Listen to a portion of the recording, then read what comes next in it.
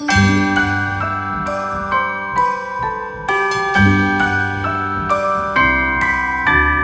wonders of life got the prettiest side for everyone to enjoy. Standing up close by the Christmas tree, glimmering light, I am right where I wanna be. I will be home for a couple of days, wander around with you. You and me in the cold, thought it'd never be true. Wherever I go, I got you. Oh, I have stopped running, there is no way trying. You better loosen your belt. Drinking hot wine by the fire, don't care of anything else. It's Christmas. Hello everyone, and welcome to a new episode of 25 Days of Christmas, an Advent podcast where we sit down and talk about a Christmas movie or special every day until December 25th. I am Patricia, and I'm here with my sister Carlene. Hello everyone. Today we're going to be talking about the 1946 film It's a Wonderful Life, which has become a major Christmas classic despite actually being a box office bomb when it first came out. That is surprising. Yeah, it was. It didn't remotely make enough money to make it as a financial success, and the only way this was able to become a Christmas classic was around the 70s, in which it started falling into the public domain, and then it started airing on TV over and over and over again, until now people actually know about it as like one of the definitive Christmas classics. And I wonder, because it was filmed, if I'm correct, in the 40s, Mm-hmm. and these individuals, some of them were almost middle-aged. I wonder if they even, in their lifetime, saw it gain popularity. Well, some of them didn't, but then a lot of them, like, of course, Frank Capra, who was the director, he noticed that it was a success around the 70s when he was already old, and Jimmy Stewart and Donna Reed already knew that it was a major classic. I mean, literally when they were just told about it. But yeah, for a long time, this was considered to be, like, not very successful in the box office. Oh, okay. So yeah, let's talk about it. So it starts off with an angel by the name of Clarence, who is told the story about George Bailey because he is going through a lot of troubles at the moment and he's thinking about contemplating suicide. So Clarence sees George's life when he's a young boy all the way up until he's a full-grown adult, and he does many things from going over to working at his job, going over to working at his father's old building and loan factory, going over to helping out all the people, and eventually just not being satisfied with his life when he has to give up so many things so that people can be able to sustain their work and being able to get by without the greedy hands of Mr. Henry Potter, who pretty much owns everything at this town of Bedford Falls. So, literally, at the second act is when it takes place around Christmas. The first act is mostly focusing on the life of George Bailey. So it even wonders, is this a Christmas film? That's a good question. I mean, we talked about Die Hard, Yeah. and we said it took place around Christmas, but that doesn't necessarily mean it is a Christmas film, but the first half doesn't have Christmas at all, and it's not only until like over an hour and a half in which it starts focusing on the Christmas stuff. Yeah. I would say, like, I can understand a point being made for both, whether it's not considered a Christmas movie, and it is. I think it definitely makes me feel more Christmassy Than Die Hard? It focuses a chunk of it about Christmas, so it feels a little more. But I can also see how, like, an argument against it not being a Christmas movie. Yeah, I mean, it's more of a drama about this man who had dreams and ambitions to go far away from his hometown and explore, and he just never had the chance to do it. Yeah, he always found himself, like, trying to help resolve the issues of his family or the people around him and putting their needs in front of his own. And although that made him very generous and wealthy in spirit, it really kind of took a toll on what he believed were his dreams, not being able to fulfill them. I like this story a lot. I love this movie. I love this movie for a lot of different reasons. It's a little bit of a lengthy movie, so for sure it's a movie that you want to sit down and kind of have time to sit and watch and cuddle up. Yeah, it's over 2 hours long. Yeah. But it's still good. Like, it has a lot of themes. It's a very in-depth story. I like how it tracks the life of this man, showing you, you know, the different stages, the different it almost is like forks in the road.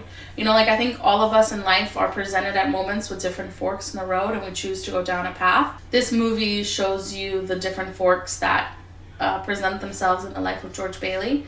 You know, when he's set to go off to travel before going to college, set to go off to college, set to go off on his honeymoon, you know, set to travel with his wife, how just different things keep arising. Some are positive and some are not, but regardless, it just continues to keep him in, I think it's called Bedford Falls, which is where, you know, he grew up and he's lived his whole life.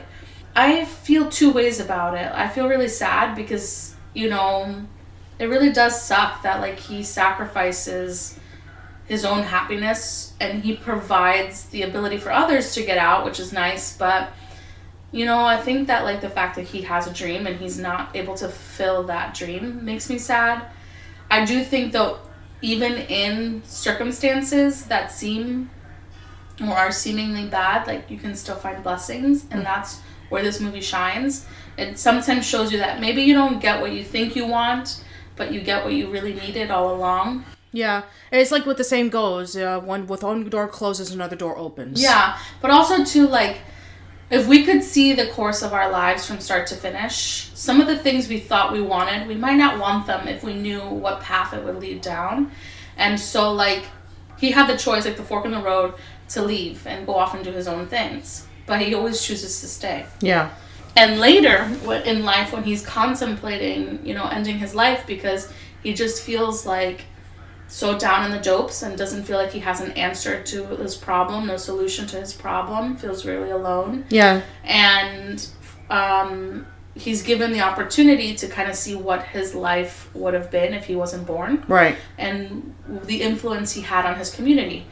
But aside from, like, because if he were to, let's say, commit suicide as an older man, like, a lot of those things that he's already done in his past, he has already left some type of legacy behind. So that's why I think the story kind of shows you when he was a small child, if he was never born.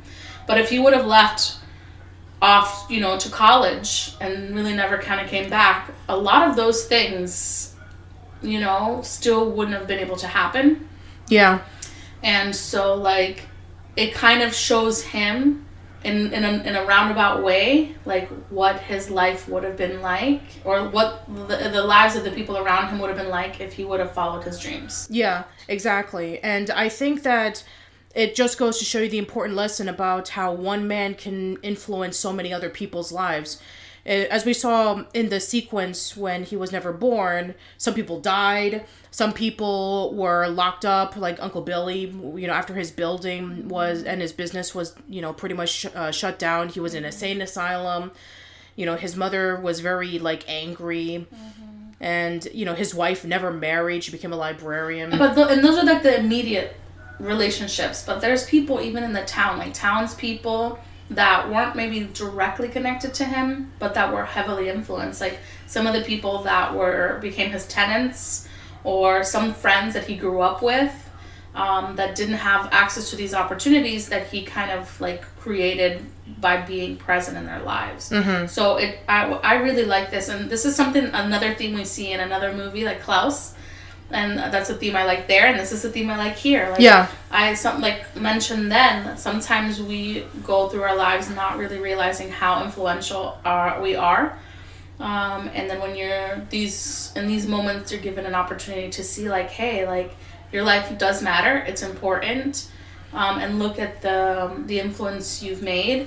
And it showed him, especially at the end, like, the value he was placing on other things versus the value of, you know, being a friend to people. Mm-hmm. When he was in that dire need, everybody in the community came to support him. Yeah. Because at one point or another, he was there for them. and he had made such a big impact that they were there to support him. Yeah.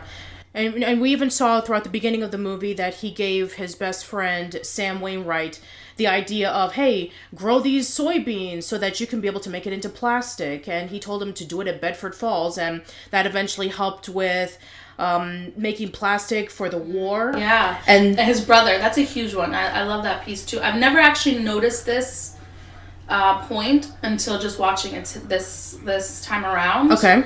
Because he saved his brother's life, later when his brother becomes a war hero, he shot down, I think, 14 or 15 different planes. Yes. Well, one of them or two of them were headed to, like, huge cargo ships full of people.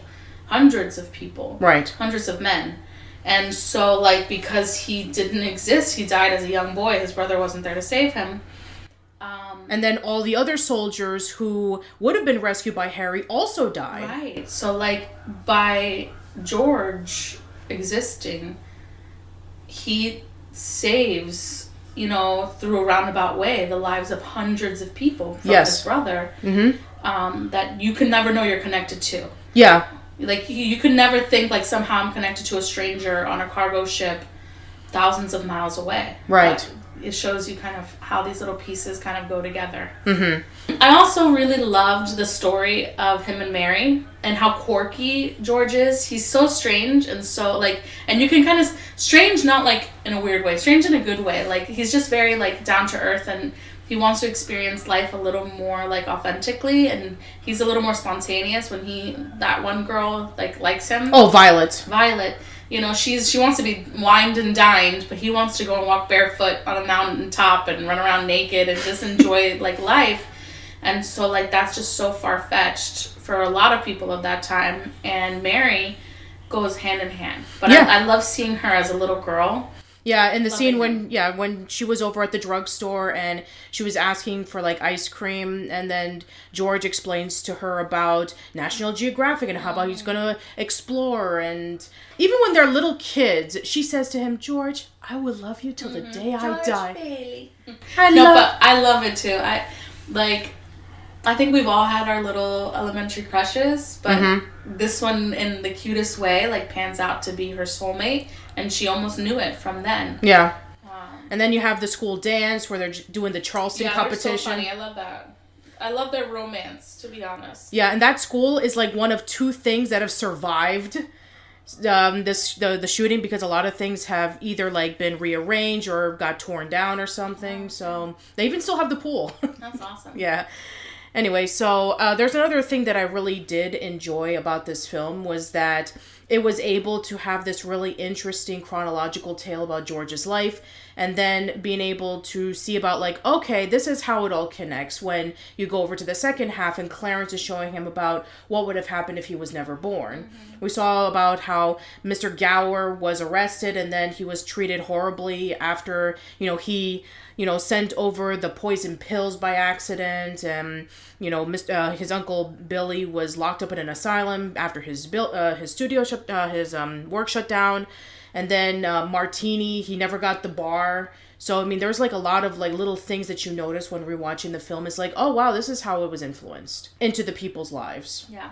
So, yeah, I think that the thing that really just cemented it was the ending, in which, George is at his wit's end, and, he finally comes home after feeling really appreciative of what he did have in his life, and then everybody comes in and is able to help him out. It reaffirms that, too, like, yeah, it brings back to the awareness, like, wait a minute, like, I felt so down, and now I can see all the love and care around me. And I really think that's an important lesson, because the only really thing that changed is obviously insight, which was done through this whole, like, showing him what the world and the people in his life would have lived, the lives they would have lived without him. But really, aside from that, which is huge, but it's just insight, nothing else really changed. No, nothing else really changed. So, like, sometimes in a moment where we're feeling really down and really alone and isolated, we're missing that insight. And if we reach out, or if we wait a bit, or look at something from a different perspective, we see all the love and care we can and do have around us.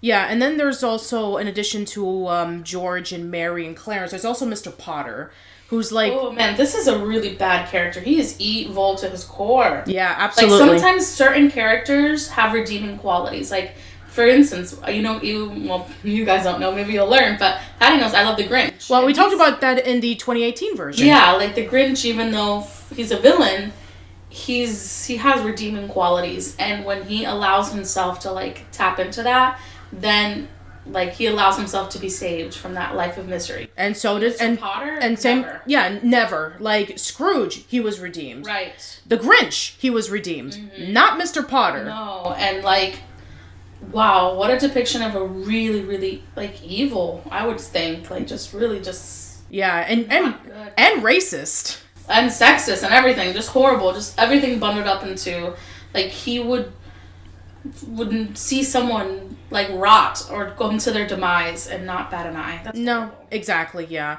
I mean, he's the kind of guy that he would do anything to get what he wants and take power at the cost of even people's lives being miserable. Right. Or even people's livelihoods. Like, he even somewhat kind of plants the seed of, like, maybe you're better off dead to someone. And I mean, that's literally what he said to George when he was asking for, some help for the $8,000 that was missing, which, by the way, he accidentally took from... He didn't accidentally take.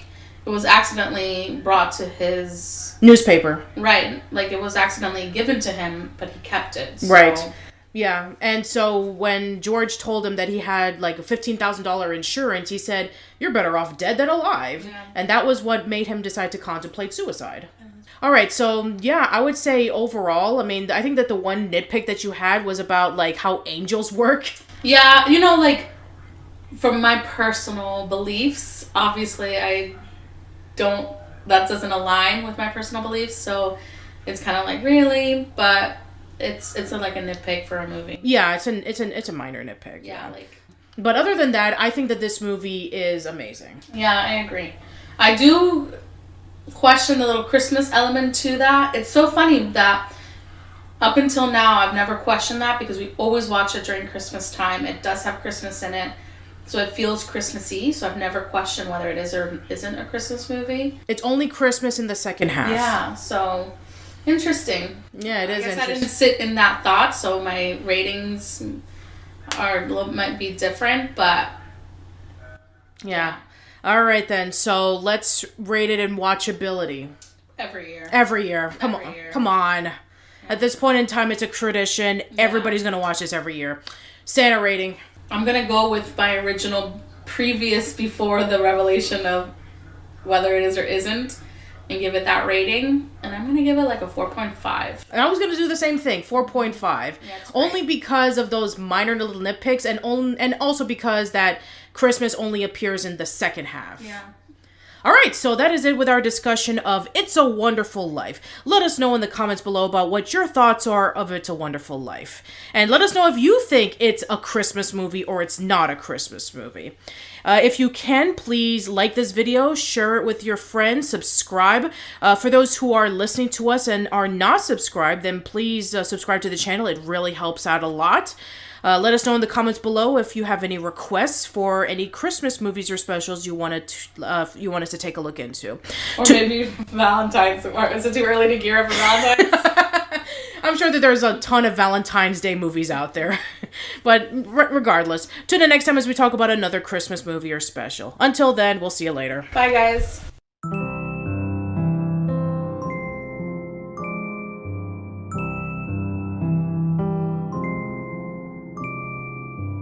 Gaze upon the sky, Christmas on my mind, somewhere from a place up high above. There's a song of love traveling afar, seeking us to warm up.